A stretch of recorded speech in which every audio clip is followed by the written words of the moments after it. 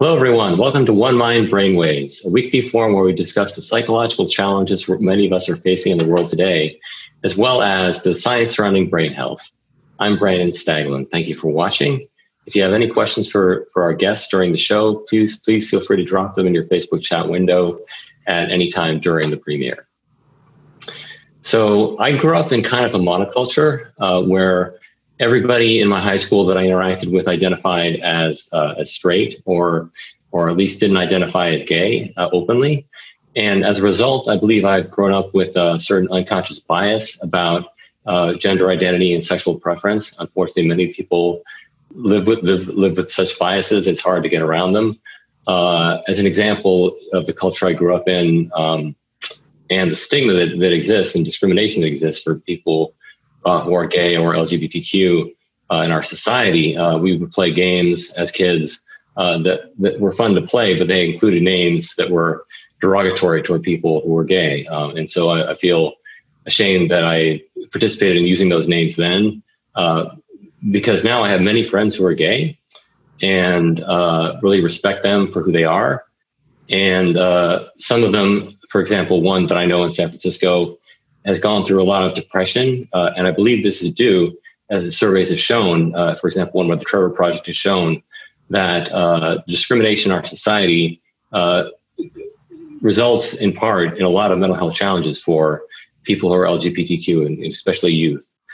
So it's very great that we have these organizations like the Trevor Project that exist to protect the mental health of LGBTQ youth and help them through challenges and crises. With us today are two discussants who are going to talk about LGBTQ youth mental health and the impact of COVID-19. The first is Amit Paley. He's the CEO and executive director of the Trevor Project, the world's largest nonprofit dedicated to suicide prevention and mental health crisis intervention for LGBTQ youth. And the wonderful singer-songwriter Mary Gautier, who will perform the title track from her song from her album, Mercy Now. Beautiful song, and we'll have some questions for her as well. So Amit and Mary, thank you so much for being with me on Brainwaves today. It's good to be with you. Thank you for having us. Absolutely. So remember, for those watching, please feel free to ask questions during this premiere of our guests.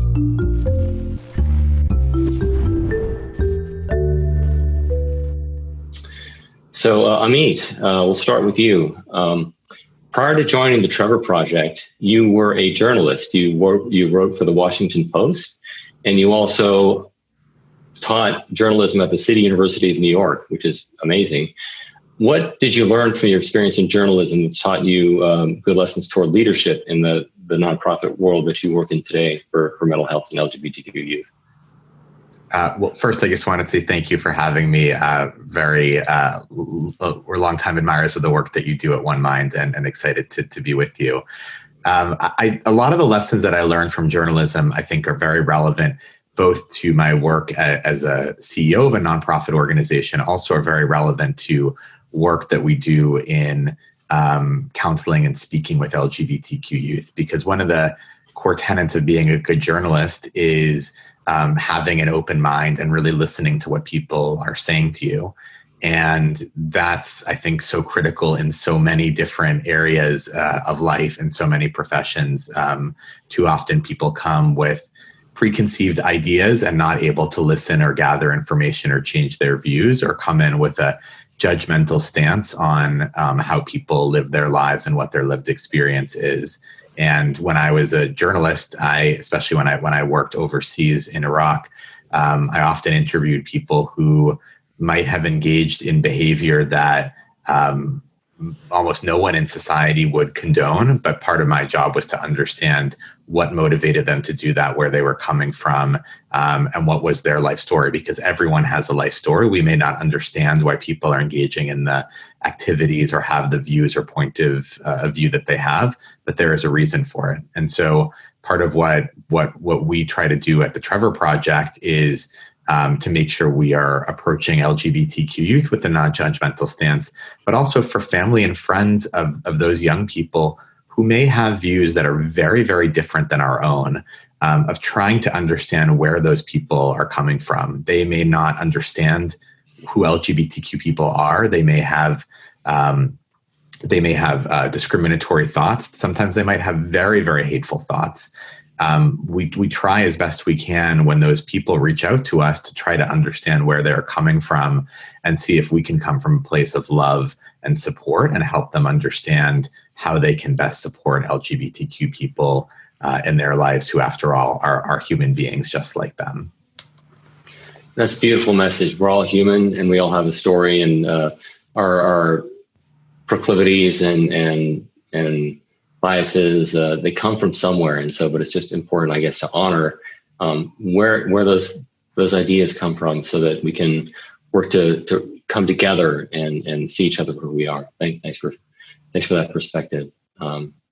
And before you became CEO of Trevor Projects in 2017, you worked on the Trevor Project Lifeline for quite a while, fielding thousands of calls from LGBTQ youth and mental health crisis. What did you learn during that time about the unique mental health needs and issues surrounding mental health for LGBTQ youth? Yeah, well, I learned that there are a number of LGBTQ young people who are in great pain and who are living often in situations that might be unimaginable to some people.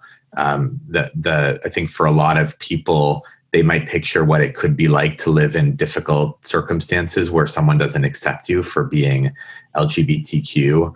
But the stories I heard and continue to hear of young people whose parents say things to them, which again sounds like it should not be happening in 2020, but whose parents say things to them like, you don't deserve to live because you're an LGBTQ person. You are a shame and a disgrace to our family. You're an abomination before God, and I wish that you had not been born. Those are things that you would hope no parent would ever say to a child, and yet they're still happening today in the 21st century. But what I also learned in doing that work is that young people are living often in very difficult circumstances, but that their mental health can be dramatically supported by people who are supportive of them. We know from research at the Trevor Project that LGBTQ youth who have just one accepting adult, or at least one accepting adult in their lives, were 40% less likely to attempt suicide in the past year. And I just want to pause on that because it's such from a public health perspective, that's such a remarkable statistic. Just one person can reduce an LGBTQ young person's risk of suicide by 40%. And so at the Trevor Project, we aim to be that one person, but I hope everyone listening knows you can be that person. You can be that person in an LGBTQ young person's life. And just by being accepting and supportive and coming from a place of love, you can help save lives. The other thing I want to say, which I think is really important, because there are these enormous disparities in mental health outcomes for LGBTQ youth versus their peers. LGBTQ young people are more than 4 times more likely to attempt suicide than their peers. That is not because LGBTQ young people are prone to suicide because of their sexual orientation or gender identity. The reason they're at that higher risk is because of the harmful rhetoric and the rejection and discrimination that they might receive from family and friends, and that can be so harmful to their mental health and well-being. Thank you for detailing that issue that LGBTQ you face, but also moreover, thank you for what you said about if an accepting adult can be in a young person's life, how much that can change their perspective on themselves and their desire to their self-esteem. You've been that accepting adult for apparently thousands of young people on the Trevor Project Lifeline. And how does that feel? Well, I think anyone who has been a counselor on one of the Trevor Project's crisis lines, which we operate via phone, text, and chat, both knows the incredible feeling of pride and sort of it feels good to help other people, and knowing that you've made a difference in the lives of people. I think any counselor would tell you that's why they keep doing it. And I think every counselor would probably also tell you, as would I, that the work can and is so rewarding. And the work can also be very difficult for a number of reasons, but one of them is that we know there are still so many young people out there who don't have access, who don't yet know about organizations like the Trevor Project and aren't able to get help. Or maybe they are, but they're still too afraid to reach out. And so I think that the consequence of doing this work is often feeling extremely rewarded, and also feeling like there is still, and knowing that there is still so much more work to do. That's amazing. Thank you for your courage in doing that work. The Trevor Project advocates for legislation and policies that can improve access to mental health care for LGBTQ youth. This is part of your important work. What are some of the biggest obstacles for LGBTQ youth who seek mental health care? Yeah, there are unfortunately still a lot of barriers for LGBTQ youth who want to seek access to mental health services. One of the strongest barriers is the ability to afford that care. This is not necessarily unique among LGBTQ youth, but the costs are often prohibitive. Even if young people do have access to mental health care on their insurance plans, they might not be able to still afford it or get access to therapists that will take their insurance. For LGBTQ youth, there are some of them very specific barriers. One is around parental permissions. Some LGBTQ young people may not be out yet to their parents, or they may be out, but their parents are not accepting of who they are. And so they're not able to get access to mental health care because their parents will not connect them, either because they're not out to them or because they refuse to affirm or accept who they are. We also know that there is a lack of LGBTQ affirming providers. We hear often from LGBTQ young people who are worried that their provider won't understand their sexual orientation or their gender identity. And in some cases, we hear really horror stories of young people who finally do get the courage or the ability to get to a mental health provider, and that person does not understand their identity, or if they're a trans or non-binary person, that person misgenders them. And so that can be not only prevent them from getting access at that time, but can dissuade them from getting access in the future, which obviously is very, very difficult and challenging. We actually have done a lot more work on this topic. We asked a number of questions around mental health care in our 2020 national survey on LGBTQ youth mental health, which we are finalizing the crunching of the numbers on and will be releasing in the next few weeks. So a lot more to come on insights about this, because we know that access to mental health care is so important for LGBTQ youth. Thank you for providing that survey, as well as the encouragement for young people to seek the care. I'm curious, maybe you'll talk about this for the survey, but does the Trevor Project do any programs to help providers understand the need to recognize and accept and respect the gender and sexual preference identity of LGBTQ youth, to provide the care that they need in a way that they can actually benefit from? We do some work in that area. So one of the things we do is try to provide resources and information. So our survey is one of the ways that we do that. There is, unfortunately, well, as you well know, we still have an enormous lack of research about suicide and mental health care and a number of different areas related to mental health. That lack of research is particularly acute when it comes to LGBTQ young people. There's frankly just very little information. So the research that we are doing is attempting to provide data and evidence-informed practices that can help providers best serve LGBTQ youth. We also partner with some of the national organizations and associations of those providers to make sure that they are receiving important information. And we do some trainings as well for youth-facing adults in both the education as well as the healthcare space. Awesome. So tell me about the results of the survey that you conducted last year, which this survey you just mentioned, I believe, is the newest version of. But what did you find in the 2019 survey on mental health of LGBTQ youth? I'm happy to share that. So last year we released the initial results of our inaugural survey on LGBTQ youth mental health. It was the largest survey ever conducted on LGBTQ youth mental health.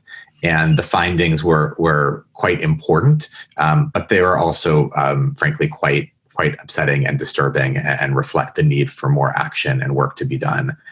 One of the key findings was that 39% of LGBTQ young people seriously considered suicide in the past 12 months, and more than half of transgender and non-binary young people seriously considered suicide in the past year. So those are, as I said, much higher numbers than the general population, and illustrate why organizations like the Trevor Project exist and how much more there is to be done. We also, in terms of overall mental health, 71% of the LGBTQ young people in the survey reported feeling sad or hopeless for at least 2 weeks in the past year. And the similar percentage, almost 3/4 of young people reported discrimination due to either their sexual orientation or gender identity. And that number was even higher for trans and non-binary youth. Almost 80% of transgender and non-binary youth said they had experienced discrimination due to their sexual orientation or gender identity. There also, one of the things we looked at in the survey was also the impact of conversion therapy on the mental health of LGBTQ youth. As you may know, conversion therapy is the completely discredited and dangerous practice of trying to forcibly change someone's sexual orientation or gender identity. It has been condemned and renounced by every major medical and mental health organization, and yet it still continues. The conversion therapy is still legal today in 30 states in this country. The Trevor Project leads the world's largest grassroots campaign to end conversion therapy, but we know it is still occurring. And we found in our survey that young people who had undergone conversion therapy were more than twice as likely to attempt suicide as those who had not. And then the two last, there's obviously a lot of data here, and we love data and research of the Trevor Project, but I'll share two more stats. One is that 3/4 of LGBTQ young people felt that the recent political climate had negatively impacted their mental health or sense of self. And the last one, which is I think a more uplifting and an important one, is that 87% of LGBTQ youth said it was important to them when they reach out to a crisis intervention organization to reach out to one that focuses on LGBTQ youth. And we think that's because they want to reach out somewhere that they know will understand who they are and is fluent and conversant and proficient in their identities. Totally makes sense. Thank you for shining a light on both the issues that are facing LGBTQ youth and that they experience through the world today, and also on the Trevor Project's programs to improve that world for LGBTQ youth, for the amazing stuff you're doing. Everyone, thanks for joining us today. Again, we're talking with Amit Paley, CEO and Executive Director of the Trevor Project. And if you have any questions, please feel free to ask them in your Facebook chat window during this interview. Thanks again for watching. If you'd like to learn more about One Mind, please visit onemind.org. So, Amit, let's turn to COVID-19. What are some of the factors that put LGBTQ youth at even greater risk during the pandemic? Unfortunately, there are a lot of things that put LGBTQ youth at greater risk and their mental health at greater risk. We know, as we just discussed, that LGBTQ young people are particularly vulnerable in terms of suicidal ideation and negative mental health impacts. LGBTQ young people, as some of which I shared, are at significantly increased risk for depression, anxiety risks, and attempts and thoughts of suicide. And as I share, that's largely due to the increased experiences they have with discrimination, rejection, and harassment. COVID-19 has really exacerbated those ongoing concerns and created some new unique problems for many LGBTQ young people. For a lot of LGBTQ young people who are at universities or at colleges, those are that might be the first time and first place they felt safe coming out about their sexual orientation or gender identity. And now, due to COVID-19, many of them have been forced to go back and stay with their families, and they might be with parents or families that are not supportive. And so for some young people, that has meant that they're forced to go back into the closet, which creates many negative health outcomes if you have to hide fundamental aspects of your identity. And if you're someone who is transgender or non-binary and might have a different name, or using different pronouns, or going through gender affirmation surgery or other types of gender affirming care, having to go back into the closet is enormously complicated, painful, and difficult. For some of those young people, they might decide not to go back into the closet. And then they have to experience what it is like to be trapped in a home with parents or other family members who might be emotionally abusive and might be physically abusive.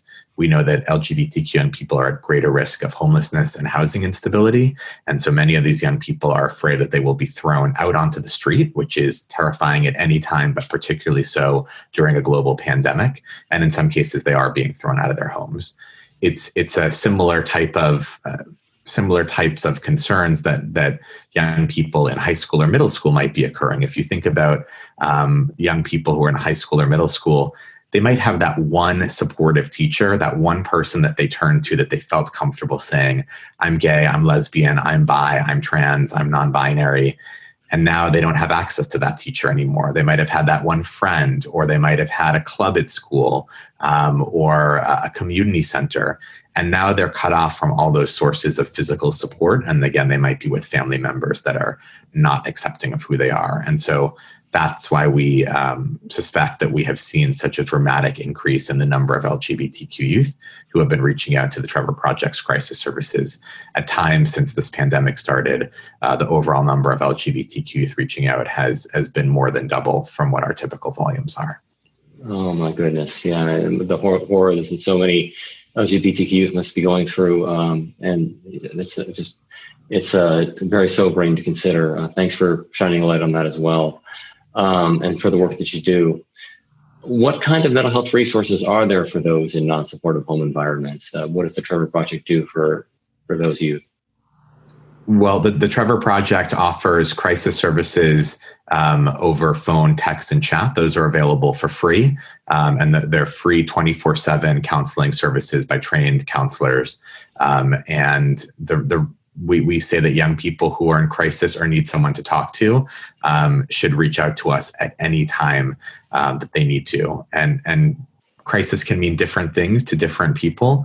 For some people, that might be they are thinking of killing themselves, and that is the crisis that they are going through.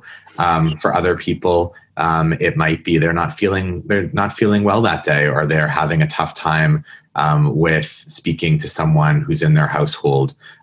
We want to make sure that people have a broad conception of what crisis means and that they are reaching out for help when they need it. A lot of people are anxious or nervous about reaching out for help, and we want to let people know it's brave. It's brave to ask for help. And that's why the Trevor Project is here 24/7 on our crisis services. We also offer other programs. We offer a program called Trevor Space, which is the world's largest safe space social networking site for LGBTQ young people. It's a place that even though you can't go to a physical community center right now, Trevor Space is in many ways a virtual community center.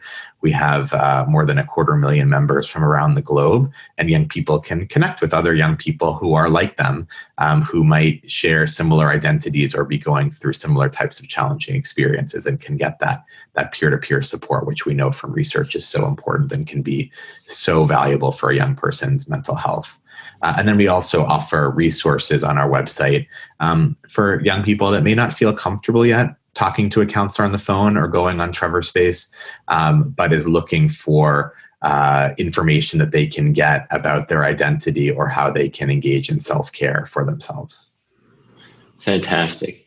Thank you. What words of hope do you have for young people experiencing mental health challenges who are LGBTQ youth in today's challenging world?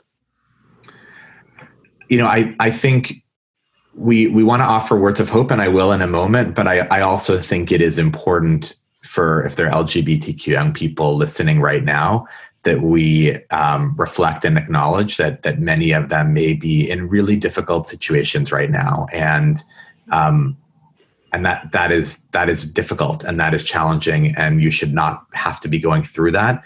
And it's not fair, and it's not right that you are, but we should acknowledge people are going through that. And I think that acknowledgement is important, because this pandemic will end. There will be an end to this, and there will be a new stage. And for some young people, that doesn't change that right now their circumstances are just very, very difficult.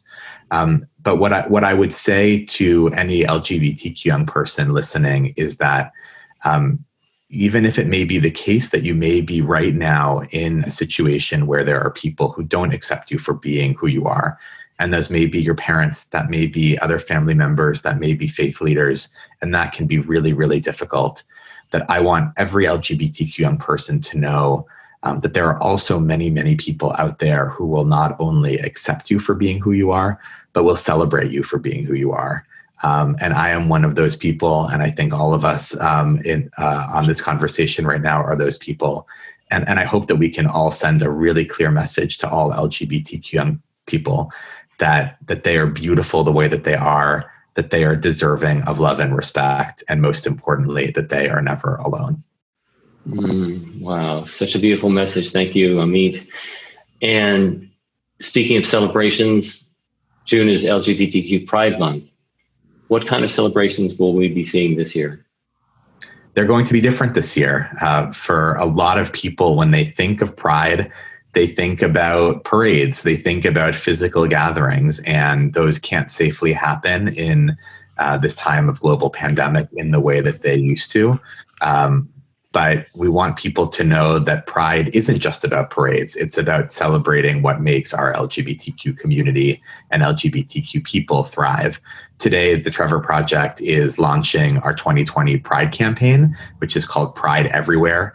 And it's centered around that very idea, reminding LGBTQ young people that no matter how challenging things may seem right now, that we know it is true that Pride isn't going anywhere because Pride is everywhere. And for young people, that means finding strength even in times of challenge, sharing our joy, even in moments of pain, and creating those spaces where people can express and celebrate who they are. That's been true since the first Pride March 50 years ago, and it's just as true this Pride, even though it looks very, very different this year. So we do want to remind people you can still find Pride. And we've partnered with a lot of incredible people, including Demi Lovato this year, who we've produced a powerful video that she narrates. And we're asking LGBTQ young people around the world to share what Pride Everywhere means to them. So I'd encourage everyone, if you're an LGBTQ young person listening to this, if you want to go to our website, it's www.thetrevorproject.org/Pride Everywhere. And you can share photos about yourself, you can share messages, and really connect with other people and let folks know that Pride is everywhere. Fantastic. I love that the Trevor Project is doing that for LGBTQ youth. We all should be proud of who we are, because we're all unique individuals, and we all have beauty within us. And thank you for sharing the beautiful words that you shared today, because they are true. Thank you, Amit. Thank you. So viewers, thank you too. If you have questions for Amit after this premiere is done, you're welcome to go to onemind.org/brainwaves, where this recording will be posted, and there'll be a comment section open for a few days afterward until next Wednesday. And if you or someone you know is feeling hopeless or suicidal or in need of mental health crisis counseling or a safe place to talk, Trevor Lifeline offers counselors available 24/7, 365 at 1-866-488-7386. And for additional resources, you can visit the website of the Trevor Project, as Amit mentioned it, thetrevorproject.org. Thank you, Amit. Thank you. I enjoyed this conversation. Great. So please feel free to stay on if you like. Joining us now is a talented artist who will perform the title track of her amazing album, Mercy Now, an iconic album from 2005, so deep and meaningful and full of both darkness and honesty. Mary Gautier, we're pleased to welcome her, the singer-songwriter, to Brainwaves, because she is just an amazing singer-songwriter, and I love her music. Mary, thanks for being with us today. Thanks, Brandon. It's a pleasure. And I really enjoyed that interview with Amit, who's so incredibly articulate around these really important issues. Great. Glad you could be here as well and you have this conversation together. So Mary, you wrote your first song at age 35. What was it like to discover that you had this incredible storytelling ability at that time in your life? Well, I wasn't real good at first, so I didn't know I had an incredible storytelling ability at first. I had to learn how to become a storyteller. I got started late because I had a drug and alcohol problem when I was young. I was a troubled gay kid in the Deep South, and I really struggled with identity, with the pain of not knowing how to make peace with who I was, and added to the struggle of being gay in the Deep South in the 70s and 80s. I was adopted, so I spent my first year in an orphanage and was adopted after that. But the trauma that comes from being in an orphanage was something that I didn't understand. I carried inside of me, so I had to learn what was going on with me. And so I got sober in 1990, and the process for me involved finding a way to express myself so that I could make sense of the chaos inside of me that made me an addict and an alcoholic in the first place. And that's where songwriting came in for me. It's been a vehicle. All of the arts will do this if you apply yourself to the arts in search of truth. They're vehicles to help us find those truths, emotional truths. How did I become that? And so I got sober at 27. I started writing songs in my early 30s. And then I started to really take it seriously. And at 40, moved to Nashville, where I still live now, and became a professional singer-songwriter. As I got better at it, it took a while to learn the art of song, and it took a while to get the courage to take that leap to become a full-time artist. I'm so glad you took that leap because your music inspires me, and I know many, many, many more people around the world. So thanks for sharing of yourself, both on this interview and in your music. Tell us about the process for your writing. Where did the inspiration for your songs come from? Is it primarily autobiographical? Well, that's an interesting question. I don't have a single answer. I think songs are everywhere. There's certain songs I know that I'm called to write, and those are the ones I try to write. I can feel it in my body when a song is going by, and I get inspired sometimes by movies, by reading, by conversation. I can hear a word that I love. Like there was a word, I was in a hotel in Amsterdam and somebody said boulevard, and I just knew I needed to write a song with the word boulevard in it. Inspiration is a mysterious thing, and it's hard to pin down what is inspiration and what creates inspiration. I think you need to have an open channel and know what inspiration is when it's happening. And I teach songwriting quite a bit, and what I try to do is help my students open their channel, so when they get that ping and they hear a word that sounds great to them, they don't just go, "Oh yeah, that's nice," and keep going. They stop and go, "Wait, that's inspiration." I think inspiration is something that you have to understand what it feels like in your body, and then honor it, because it's a gift coming from some mysterious place. And then chase it down. Like, why do I like the word boulevard? What am I talking about when I want to write a song with the word boulevard in it? And then it led to a series of things that brought me to longing. You know, I find myself alone on the boulevard, longing for love. And that's, the word is just, it wormholes itself to a deeper and more significant thing. As an artist, we chase these things down to find why we were inspired.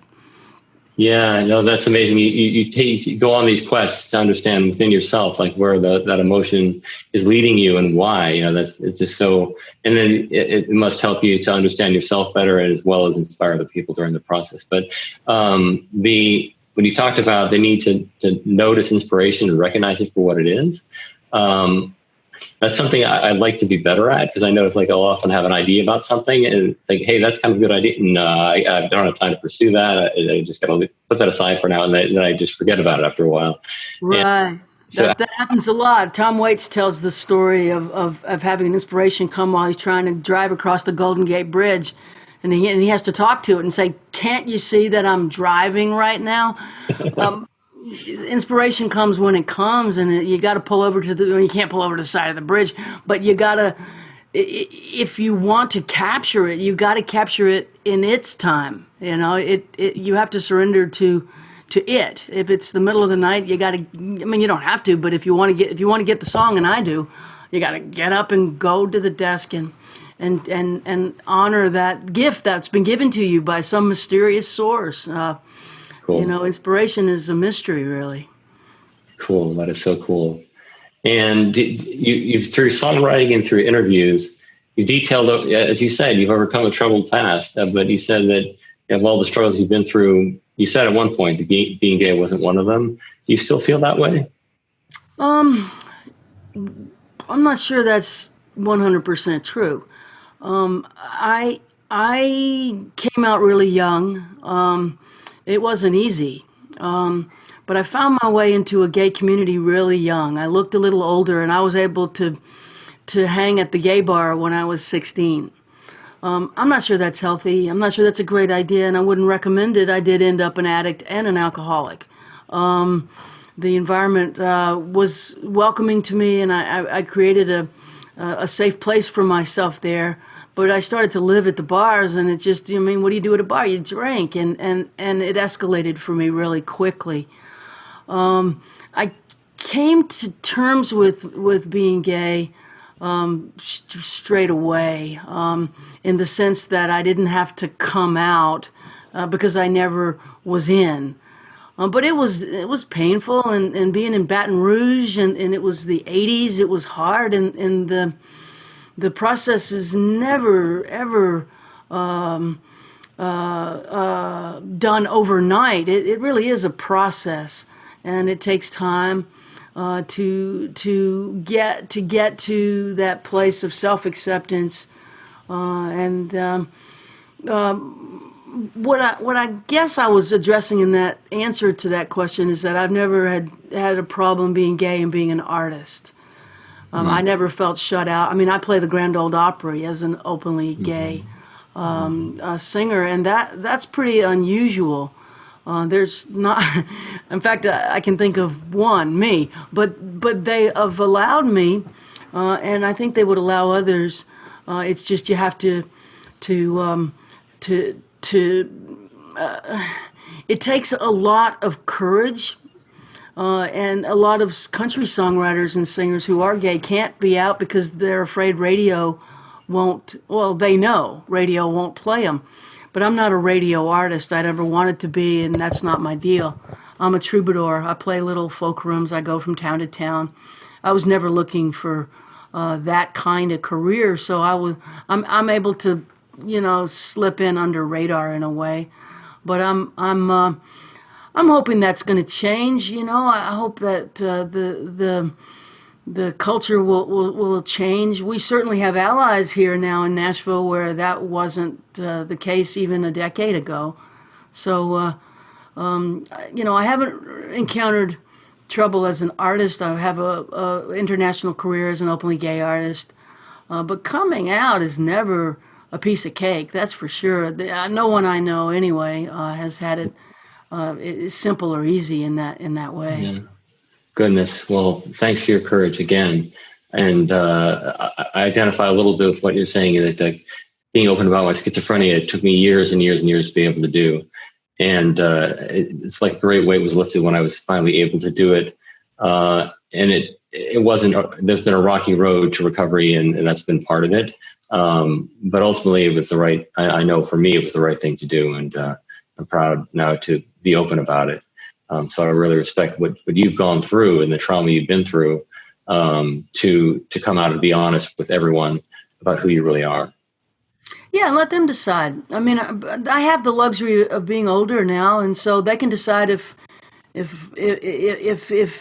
someone like me, here I am, take it or leave it. But I'm not going to hide the shame that gets liberated when you get honest is like taking cinder blocks off the back of your neck. You just can't carry that weight for your whole life. It's a liberation. The shame goes away in the sunlight. And Absolutely. sunlight enters when you're honest. You can give them their shame back. It's theirs. It's prejudiced. Give it back to them. I don't want to carry their shit. It's borrowed shame. There's absolutely 100% nothing to be ashamed about for having mental illness, for being an addict and alcoholic, or being gay, or being trans, or being bi. That's borrowed shame. There's intrinsically nothing shameful about that, and we carry that shame, and it's a poison. Releasing it is part of what I do as an artist, and encourage other people, to get on board, because I don't see that as a way to live. It's just life's too short to carry it. I can't carry theirs. Absolutely. And, as an artist, you've been through this, but you give a lot of people hope and connection by hearing your music. What words of hope do you have for young people out there who might be struggling with mental health and the LGBTQ at this time in their lives and during the pandemic? You're not alone. As Amit so beautifully and eloquently presented in the prior interview, there's so many of us. We're everywhere, and if you reach out and try to find us, here we are. You're not alone, even though a lot of times it might feel like you're alone, and it seem like you're alone, and it's always going to be that way. That's just a temporary thing, and I would say, suicide is a permanent solution to a temporary problem, and I would say that with a little bit of effort and some time, because during this pandemic, it feels like it's always going to be a very small world closed in and shut down, but it's not going to be. Give it some time, and there will be people. You will find us who relate and love you, who see ourselves in you, and we're made of the same cloth. And the hope is that we need each other, and we're there for each other, and that is reality. But sometimes you got to get through the situation that you're in to find that connection. But we're out here in very large numbers. We're actually the majority. Excellent. It's so good to know that so many young people out there are struggling. Thanks for sharing that. The song Mercy Now that you wrote touches on some of these themes about pain, but also about forgiveness and unfolding loving kindness for all living things. In fact, in the song, you sing the words, "Life itself could use some mercy now." Do you still feel that way? And more than ever. Yeah, more than ever.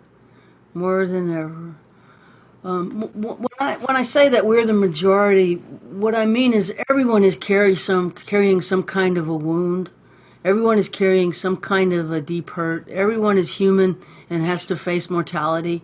Everyone is going to face the loss of someone they love, or a relationship, or their parents or their grandparents.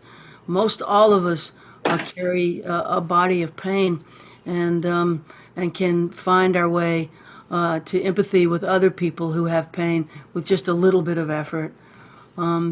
There's just an interconnectedness of all life and all beings that is undeniable. And when we find ourselves in that experience of that interconnectedness and know that we're part of the whole, to me that is an incredibly beautiful feeling, and it brings peace. Mm-hmm. We belong to each other, and we need each other. We're built to need each other. And when we experience empathy and someone nods when we speak our truth and they understand in non-judgment, it's like coming home. And I think it's a birthright. We all deserve and should have empathy. And if you're not experiencing that right now, hang in, hang on. It's out here. You will find it. It's what people who are healthy and have done their work do for each other. And there's a bridge that has to be built, and it's not a big, tall. It's not the Golden Gate Bridge. It's really art, and artists, I think, are part of the solution, and that's why I'm thrilled to be with you today. I think good art builds bridges of understanding. You know, I learned that through my work with wounded veterans and the military. Here I am, an openly gay folk singer who's a old peace hippie from way back. I figured, man, what do members of the military, what do they want from, they're not going to like me. I don't have anything in common with them. How could I possibly write songs with them? I disagree with their politics. I don't like weapons. I don't believe in, I don't have guns in my house. There's no way. And then within 5 minutes of listening to their story and witnessing them in non-judgment, I realized I love them. And we have everything in common. And I'm able to help them with their trauma by co-writing a song with them to express their experience of how they feel. And we're connected. And that empathy, it forges a lifelong relationship in just an hour and a half of songwriting. So, yeah, the bridges that we build are built with understanding, and it's non-judgment that gets us there. The willingness to listen. Absolutely. Thank you for that. It's powerful to know that we actually are all connected, and we actually are all one as a people, and we can experience that through being open with each other in mind and heart, and through music, and through your music, which does that so well for so many. We'd love to hear your song "Mercy Now." Very deep and meaningful song. Would you play it for us, please? Thank you for asking. Of course. Thank you.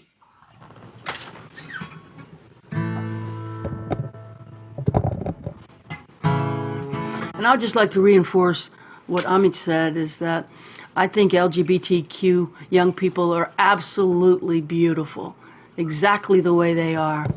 And they add so much to the world. And they bring an important message of diversity, and we would not want to live in a world where everyone was exactly the same.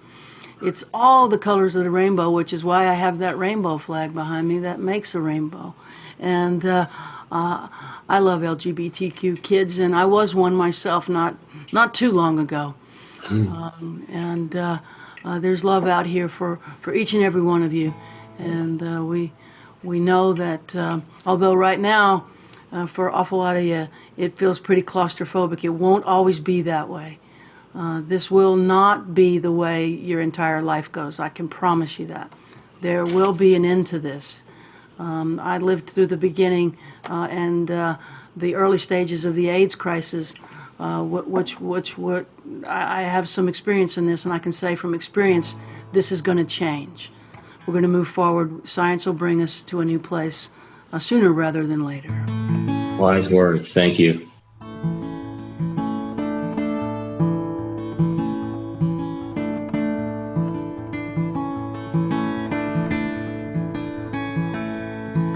My father, he sure could use a little mercy now.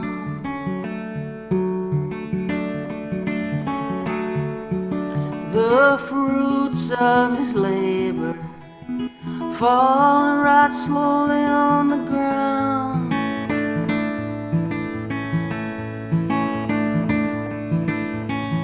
His work is almost over. Won't be long, he won't be around.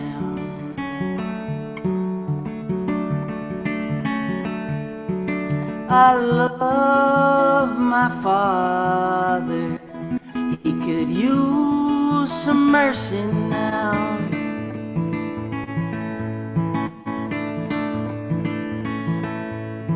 And my brother sure could use a little mercy now.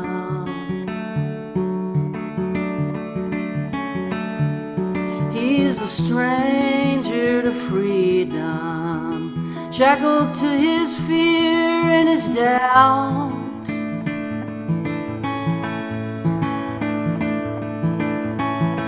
The pain that he lives in, it's almost more than living will allow.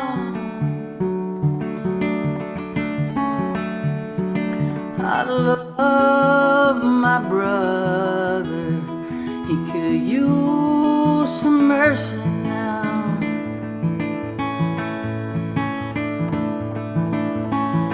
My church and my country, they could use a little mercy now.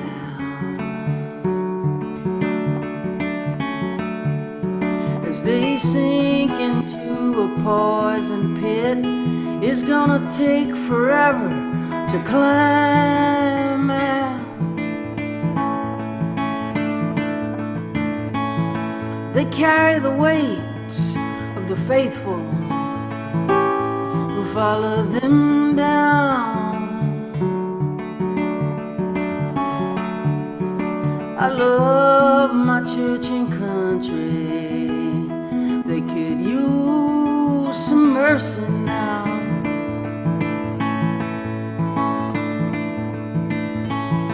Every living thing could use a little mercy now.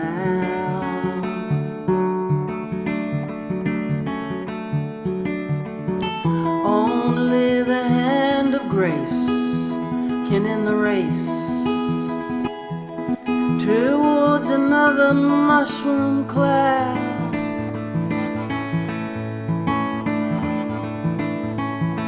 There's people in power who'll do anything to keep their crown.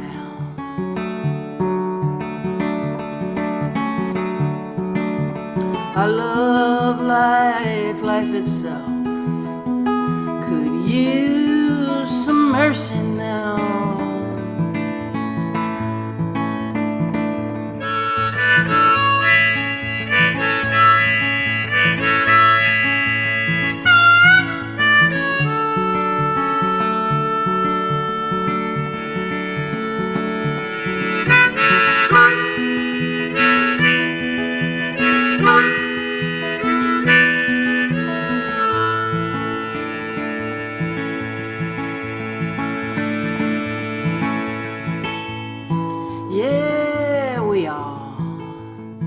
We all could use a little mercy now.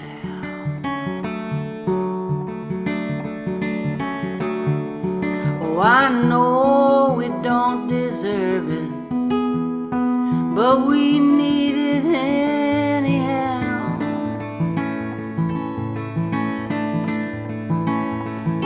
We hang in the balance, dangle between hell and hallowed ground.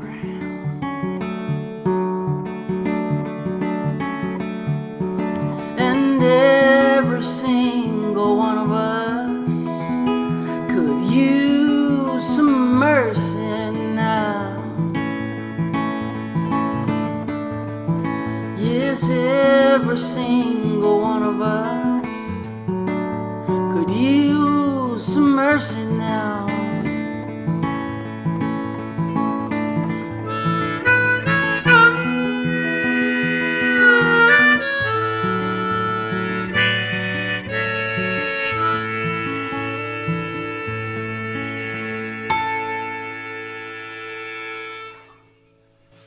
Thank you, Mary. Thank you. God, that was so moving. I'm just uplifted by your song. Every time I hear it, I feel like you connected with the truth and are telling it to everyone who needs to hear it. And thank you so much. I think the world could use a little more Mary now. And I'd love to amplify your message more. And so thanks so much for your performance and for carrying on One Line Brainwaves today. Really appreciate all the work that you do. Thank you, Mary. Thank you, Brandon. Back at you. You're doing beautiful work in the world. Thank you for what you bring all of us. You're welcome. Thank you. Viewers, thank you for watching. I hope you've enjoyed the episode. Stay tuned for another great episode of Brainwaves next week. We'll be pleased to bring it to you on social media to let you know about it coming soon. So thanks, everybody. Take care. And remember, you are a unique individual. Be proud of yourself. Thank you.